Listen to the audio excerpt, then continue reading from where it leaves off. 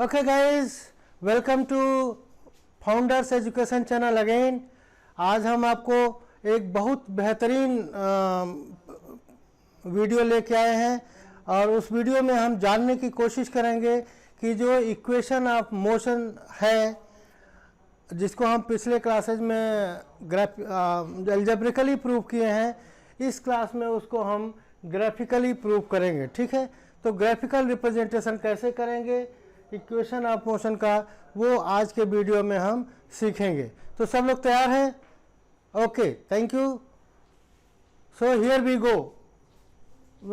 इसमें तीन तरह के इक्वेशन का हमने जिक्र किया है, हम पढ़े भी हैं। पहला इक्वेशन है v is equal to u plus a t, दूसरा है s is equal to u t plus half a t square, and तीसरा है v square is equal to u square plus two a s. ठीक है, ये तीन equation है और तीनों को हम किस किस ग्राफ में प्रूव करते हैं। तो पहला वाला है, इसमें देख रहे हैं कि इसमें दो ही चीज़ें, वेलोसिटी है, चाहे वो इनिशियल हो या फाइनल हो, और टाइम है। तो इस ग्राफ को वेलोसिटी टाइम रिलेशन कहते हैं। और ये ग्राफ हमने जो ड्रा किया है, यहाँ देख भी रहे हैं आप कि वाई एक्सिस पे हमने वेलोसिटी को रिप्रेजेंट किया है, एक्स एक्सिस पे हमने टाइम को रिप्रेजेंट किया है। तो ये जो रिलेशन हम प्रूव करने जा रहे हैं वो किसके किसके बीच में है बच्चों? वेलोसिटी और टाइम के बीच में है। ठीक है, एज यूजुअल टाइम को हम एक्स एक्सिस पे रिप्रेजेंट करते हैं, वेलोसिटी को हम वाई एक्सिस पे रिप्रेजेंट करेंगे। ठीक है, तो अब हमने पहले यहाँ पे हम देखते हैं क्या क्या लिखना है हमें कि let any object, let an object starts its motion from u metre per second. यहाँ पे हम इस यूनिट को मीटर पर सेकेंड में लिख लेंगे और ये टाइम को हम किस में लिखेंगे? सेकेंड में। ठीक है, तो an object starts its motion from u meter per second and reaches to v meter per second in time interval t second।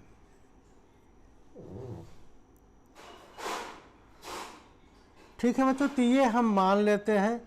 और जैसा आपको पता है कि कोई भी इक्वेशन को हमें प्रूव करना होता है तो हमें पहले लेट से शुरू करना पड़ता है और लास्ट में क्या आता है? Therefore it is this one is equal to this one करके। ठीक है, तो यहाँ पे हमने लेट में क्या किया है इक्वेशन ऑफ मोशन को प्रूव करने के लिए कि पहला इनिशियल वेलोसिटी आप हम देख भी रहे हैं कि वो कोई ऑब्जेक्ट ए से बी तक मूव कर रहा है, ये भी लिख लेते हैं। It moves from a to b. ठीक है, पोजीशन भी लिख लेते हैं, ए टू बी पोजीशन। ठीक है बच्चों, तो ये हो गया कि कोई भी ऑब्जेक्ट है ए से बी को मूव कर रहा है। ए पे जब से हमने ऑब्जर्व करना शुरू किया है वहाँ पे इसकी velocity you metre per second थी, और जब हम बी पे पहुँचे हैं तो हमने देखा कि ये इसकी वेलोसिटी हो गई वी मीटर पर सेकेंड। और कितने टाइम में हुई ये चीज़? तो टी सेकेंड में हुआ था। ठीक है बच्चों, यहाँ तक क्लियर हो गया। अब हमें पता है कि एक्सीलरेशन क्या होता है। We know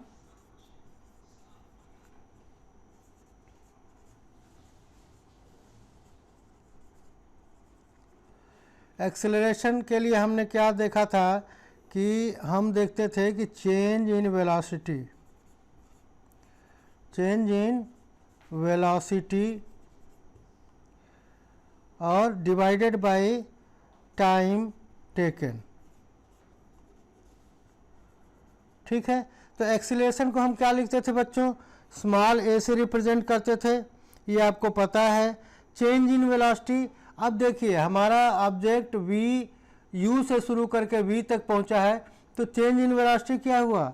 v minus u divided by time taken कितना है बच्चों, t है, ठीक है, ओके।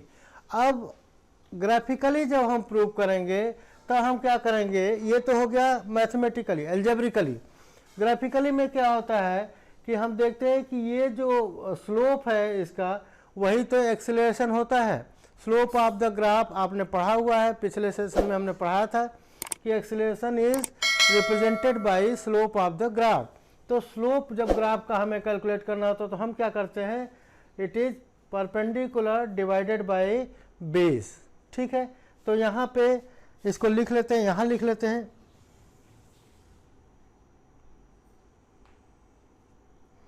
यहाँ पे लिखेंगे slope of the graph is equal to कितना होता है बच्चों, ये होगा हमारा बी डी, यहाँ से यहाँ तक ही तो लेना है, और डिवाइडेड बाय बेस, तो ये हो जाएगा b d divided by a d, ठीक है बच्चों। अब स्लोप ऑफ द ग्राफ हमको पता है, ये होता है हमारा एक्सीलरेशन, और बी डी क्या है बच्चों, यहाँ देखिए बी डी क्या है, बी जो है बी सी जो है ये वेलोसिटी को रिप्रेजेंट कर रहा है, फाइनल वेलोसिटी को, और एओ क्या कर रहा है, ये इनिशियल वेलोसिटी को रिप्रेजेंट कर रहा है। तो एओ और डी सी ये दोनों, चूँकि ये रेक्टेंगुलर शेप है, ये a d parallel to the x axis हमने ड्रा किया हुआ है, तो क्या मतलब हुआ कि ये जो पोर्शन है यहाँ से यहाँ तक, ये कुछ नहीं बल्कि क्या है, हमारा इनिशियल वेलोसिटी ही है, और यहाँ से यहाँ तक फाइनल वेलोसिटी है। तो ये पोर्शन जब हम करेंगे तो ये क्या होगा बच्चों, ये हो जाएगा फाइनल वेलोसिटी और इनिशियल वेलोसिटी का डिफरेंस ही तो होगा। तो इसको हम कैसे लिख सकते हैं, इसको हम जब लिखेंगे तो कैसे लिख लेंगे, तो यहाँ ये लिख लेंगे b c minus d c, ठीक है। तो इसको हम लिख लेते हैं b c minus d c, और डिवाइडेड बाई ये क्या हो जाएगा बच्चों, ए डी हो या ओ सी हो बात सेम है, तो ओ सी लिख देते हैं यहाँ पे हम, ठीक है। अब दैट इम्प्लाइज कर लेते हैं यहाँ पे, और ये एक्सेलरेशन ही रहेगा b c minus d c. B c क्या है बच्चों, बी सी इज वी, और डी सी क्या है, ये है u, divided by o c क्या है बच्चों, ओ सी ये है टी के बराबर। तो हम वहीं आ गए जहाँ ये हमने एल्जेब्रिकली जो निकाला था वहीं पे हम फिर आ गए।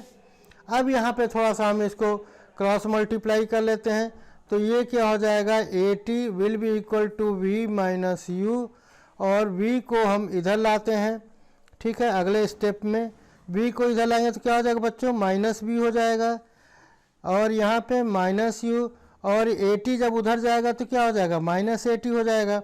अब ये तीनों ही टर्म माइनस के साथ हैं, तो इनको हम प्लस में कन्वर्ट कर सकते हैं, ठीक है, इनको कैंसिल भी कर सकते हैं। तो इसको हम लिख लेंगे v is equal to u plus a t, and this is your first equation of motion, it is here, ठीक है। तो ये हम फर्स्ट इक्वेशन ऑफ मोशन को जो हम ग्राफिकली रिप्रेजेंट करेंगे, दिस इज ग्राफिकल रिप्रेजेंटेशन, लेकिन इसके पहले ये डिटेल आपको लिखना पड़ेगा, ठीक है। और कैसे कैसे प्लॉट किया ये भी लिखना पड़ेगा, ये जो हमने वर्बली बोला है उसको आपको लिखना पड़ेगा कि let o x be the x axis and o y be the y axis. O x पे हम टाइम टी को रिप्रेजेंट कर रहे हैं, और जबकि ओ वाई पे हम वेलोसिटी को रिप्रेजेंट कर रहे हैं, वेलोसिटी को मीटर पर सेकंड में रिप्रेजेंट कर रहे हैं, यहाँ टाइम को हम केवल सेकंड में रिप्रेजेंट कर रहे हैं। इतना लिख लेंगे, उसके बाद फिर यहाँ शुरू करेंगे कि let an object start from a and reaches to b, ठीक है। और ए पे जो ऑब्जेक्ट स्टार्ट कर उसकी कुछ इनिशियल वेलोसिटी पहले से है, मतलब इस रेस्ट से नहीं शुरू हो रहा है, it is having initial velocity it's starting itself, और फाइनल वेलोसिटी बी पे पहुंचने पे हमारा वी आ गया। और बाकी जैसा हमने समझाया है कि b d by a c will be the slope of this graph, and slope is nothing but the acceleration in velocity time graph, ठीक है। तो एक्सेलरेशन को हम ऐसे दिखा देंगे, और जब इसको दिखाएंगे तो ये इतना माइनस इतना हो जाएगा, तो ये हम इसको ये लिख लेंगे, और ये बेस को इसके बराबर लिख लेंगे, और ये यहाँ पे पुटअप कर देंगे, इसको थोड़ा सा मैनिपुलेट कर लेंगे, इसको क्रॉस मल्टीप्लाई करेंगे, फिर इधर का उधर शिफ्ट करेंगे अपनी रिक्वायरमेंट के हिसाब से, तो हमें एग्जैक्ट इक्वेशन हमारा मिल जाएगा। तो ये रहा आपका पहला इक्वेशन, और बाकी सारी चीज़ें हम वही रखेंगे। दूसरे इक्वेशन को सॉल्व करना है, तीसरे इक्वेशन को सॉल्व करना है, उसको देखते हैं हम कि कैसे कर सकते हैं। तो हम यहाँ से एक्सेलरेशन के बाद वाला सारा कुछ हम मिटा देंगे। ओके बच्चों, तो हम आते हैं दूसरे रिलेशन को प्रूव करने के लिए, that is position time relation.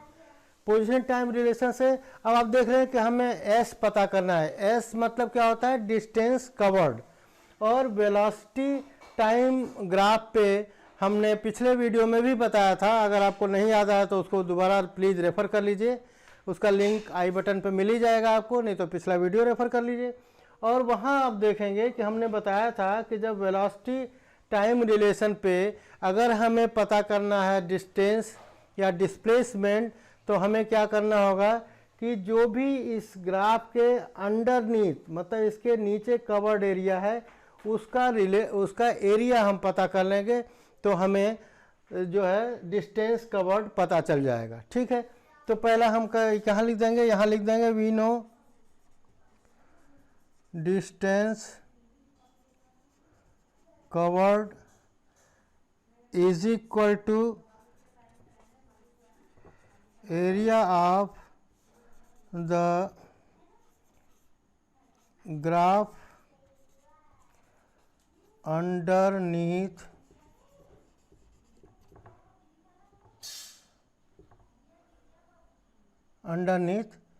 ठीक है। तो ये एरिया, अब यहाँ पे हम ध्यान देंगे तो यहाँ पे ये एरिया पड़ती है हमारे अंडरनीथ में, दैट इज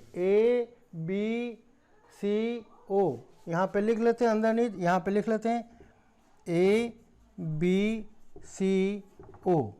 ठीक है, अब ये जो शेप मिल रहा है हमें ABCO, ये हम देख रहे हैं कि it is goes as a trapezium. ठीक है, तो इसको हम ब्रैकेट में लिख भी सकते हैं।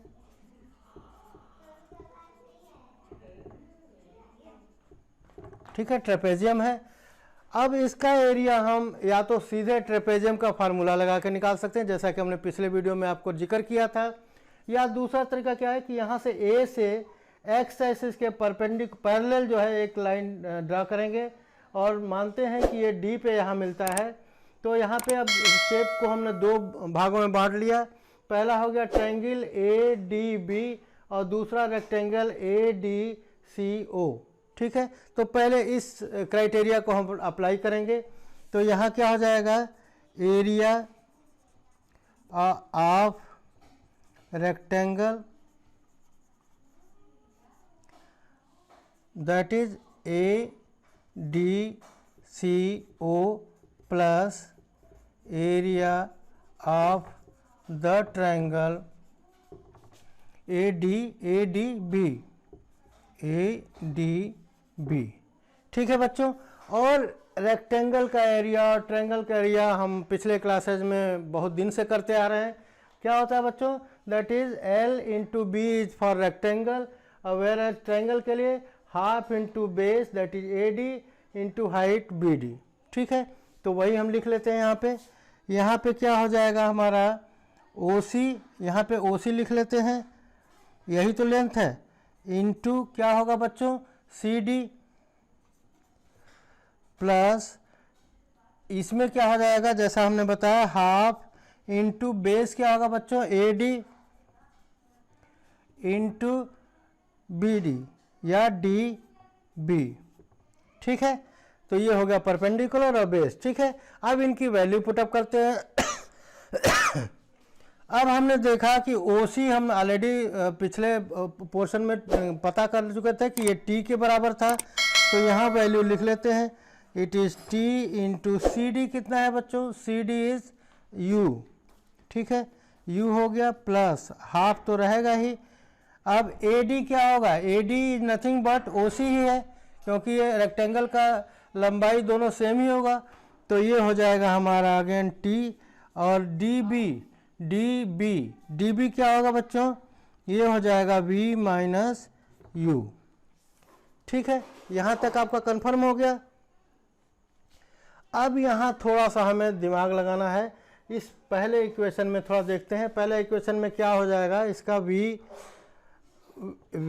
Is equal to u plus a t था। यहाँ पे अगर v माइनस यू कर दें तो यहाँ क्या बच जाएगा बच्चों, ए टी बच जाएगा। ये u को हमने इधर लिया और यही चीज़ यहाँ पे पुटअप कर लेते हैं, कहाँ पे, v माइनस यू की जगह पे। तो इसको थोड़ा सीधा रख लेते हैं जैसा कि हमारे इक्वेशन में है, यू टी रहने देते हैं। यहाँ हाफ हो गया, यहाँ t तो है ही, और v माइनस यू की जगह हम क्या लिखते हैं, ए टी। ठीक है बच्चों, लिख सकते हैं हम। यहाँ से हमने पहला तो डिराइव कर चुके हैं, तो वहाँ से हमने इसको लिख लिया। सॉरी, अब इसको थोड़ा और मैनिपुलेट करते हैं। ये क्या हो जाएगा, यू टी तो ठीक है, यहाँ दैट इम्प्लाइज करके एस तो चल ही रहा है। ठीक है, ये सारा हमारा डिस्टेंस का वर्ड क्या होता है, हम दिखाते हैं, एस से दिखाते हैं। तो ये एस तो चल ही रहा है। ठीक है, इसको हम हर जगह दैट इम्प्लाइज करके एस को लिखते रहेंगे। ठीक है, यहाँ भी दैट इम्प्लाइज करके एस को लिखा हमने। अब यू टी हो गया बच्चों। अब यहाँ आगे आते हैं थोड़ा, यहाँ पे हाफ तो ठीक है। अब ए को पहले ले लेते हैं। क्यों पहले ले रहे हैं, क्योंकि हमारे ए पहले है इक्वेशन में, जो प्रूफ करना हमें। और t इंटू टी कितना आ जाएगा बच्चों, t टू द पावर 2। ठीक है, तो ये जो हमारा ऑब्जर्वेशन आया, यही तो हमारा दूसरा इक्वेशन है, s equal to u t plus half a t square.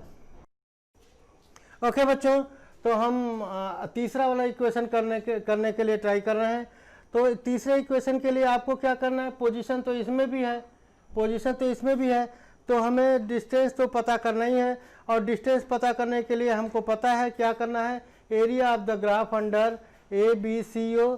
और इस बार हम जो है इसको स्प्लिट नहीं करेंगे, इसको ट्रेपेजियम के फॉर्म में ही लेंगे। ठीक है, इसको थोड़ा सा इसको पूरा ही कर लेते हैं। ये वाला जो ब्लू इंक से जो किया है हमने, ये वाली एरिया इस बार लेते हैं। और ये वाली एरिया क्या है, ट्रेपेजियम के शेप में है।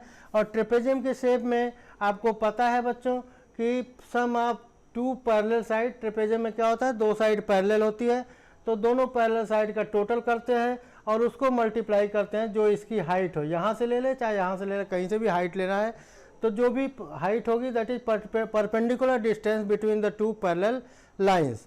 तो यहाँ हम देख रहे हैं कि यहाँ परपेंडिकुलर डिस्टेंस है दोनों पैरेलल लाइन के बीच में, और ये किसके बराबर है, टी के बराबर है, दैट इज ओ सी के बराबर है। तो अब हम इसको फार्मूला डालते हैं। तो एस क्या है, sum of parallel sides into height. और सम ऑफ पैरेलल साइड में अब हम देखिए ए ओ है, तो ये ए ओ लिख लिया, बी सी है तो ये बी सी भी लिख लिया, इनटू ओ सी है तो ओ सी भी लिख लिया, और होल डिवाइडेड बाई 2 है। ठीक है, अब सम ऑफ पैरेलल साइड में ए ओ और बी सी की वैल्यू यू और वी है, यहाँ पे ए ओ यू है और बी सी जो है वी के बराबर है, तो u plus v divided by t कर लिया, 2 कर लिया। और ओ सी क्या है बच्चों, तो ओ सी है टी के बराबर। ठीक है, तो ये दोनों को मल्टीप्लाई कर दिया। हम वी बाई यू और by 2 v u plus v by 2 इसलिए अलग ले लिए क्योंकि हम इस t को यहाँ से हटाना चाहते हैं, क्योंकि हम देख रहे हैं कि इस फार्मूले में t कहीं नहीं है। तो इस t को हटाने के लिए हम इस फार्मूले पे, पहले वाले फार्मूले पे फिर जाएंगे। यहाँ से हम क्या करेंगे, ये जो है v और u को इधर लाएंगे तो v minus u is equal to a t हो जाएगा। और फिर a को भी इधर लाएंगे तो यहाँ मल्टीप्लाइड है तो यहाँ डिवाइडेड हो जाएगा, तो ये हो जाएगा v minus u divided by a, और इधर क्या बच जाएगा t। तो अब यहाँ जो t है इस हम इस टर्म से इसको रिप्लेस कर सकते हैं बच्चों। तो ये टर्म यहाँ रिप्लेस कर दिया हमने। अब हम क्या करेंगे, जो नीचे वाला डिनोमिनेटर है 2 और a, इन दोनों को मल्टीप्लाइड है चूँकि, तो यहाँ डिवाइड में ले आएंगे तो 2a और s हो गया। और यहाँ क्या बच गया, v plus you and v minus you. अब यहाँ पे एक फार्मूला आप और रिकलेक्ट करिए, a प्लस बी और a माइनस बी का फार्मूला क्या होता है, इक्वल क्या होता है, a square minus b square. ठीक है, a plus b into a minus b, अगर टर्म इस तरह का टर्म है तो a square minus b square हो जाएगा। तो यहाँ भी इसको यू ए की जगह पे यहाँ क्या है यू है या बी कोई भी मानिए, तो यहाँ पे हो जाएगा u square b plus u कर लेते हैं और बी माइनस यू कर लेते हैं। तो ये थोड़ा सेम पैटर्न में हो जाएगा जो ऊपर वाला पैटर्न है। इसको हम कर लेते हैं v प्लस यू और ये v माइनस यू हो गया। तो ये दोनों जो है v square minus u square के स्टाइल में लिख सकते हैं हम। तो ये जो इक्वेशन है ये सफिशिएंट है इसको रिप्रेजेंट करने के लिए। अगर इसी टर्म में लिखना चाहते हैं तो इसको थोड़ा उधर ले जाके फिर से करते हैं। देखिए हमने क्या किया, वी स्क्वायर को इक्वल टू के इस तरफ ले आए तो यहाँ माइनस हो गया वी स्क्वायर, यहाँ यू स्क्वायर ऑलरेडी माइनस में है और 2as को स्क्वायर के उधर इक्वल टू के उधर ले जाएंगे तो ये क्या हो जाएगा माइनस 2as।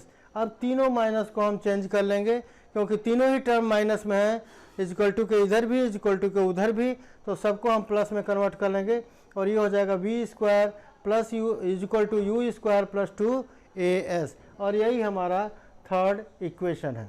ठीक है, तो इस तरह से आपके एग्ज़ाम पॉइंट ऑफ व्यू से ये बहुत ही इम्पॉर्टेंट है। इन तीनों में से कम नीचे वाले दो में से कोई ना कोई एक तो ज़रूर एग्ज़ाम में आपके पूछा जाता है। ठीक है, और ये पूछा कैसे जाएगा, तो वहाँ पे इक्वेशन कभी कभी ना लिख के केवल ये लिख देंगे पोजीशन टाइम रिलेशन या position velocity relation.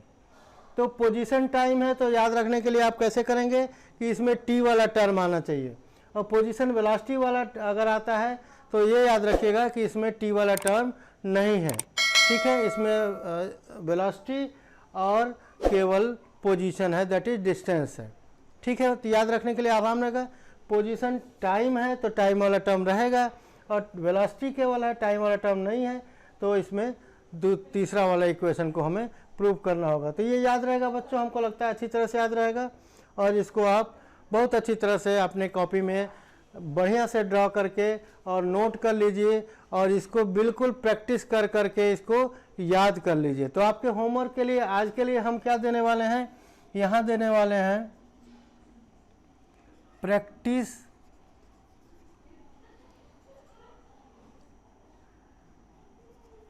All the 3 equations in homework copy also. ठीक है, होमवर्क के लिए आपके क्या हुआ, प्रैक्टिस ऑल द 3 इक्वेशंस जो हमने यहाँ किया है उसको आपको होमवर्क कॉपी में भी करना है दोबारा से, ताकि आपको अच्छी तरह से याद हो जाए, क्योंकि बहुत ही इम्पोर्टेंट पोर्शन है, इम्पोर्टेंट क्वेश्चन है एग्ज़ाम पॉइंट ऑफ व्यू से, और जैसा मैंने बताया हर बार पूछा जाता है। तो बच्चों अगर कोई डाउट रह गया हो, वैसे मैंने भरपूर कोशिश किया कि आपका कोई डाउट रहे ही ना, इसके बाद भी अगर कोई डाउट रह जाएगा तो please do comment in comment section, और अगर समझ में आ गया तो भी कमेंट करके बताइए। और उसके बाद इस वीडियो को ध्यान से देखिए, समझिए और सीखिए। ठीक है बच्चों, तो आज के लिए इतना ही। Thank you, bye bye, see you, take care.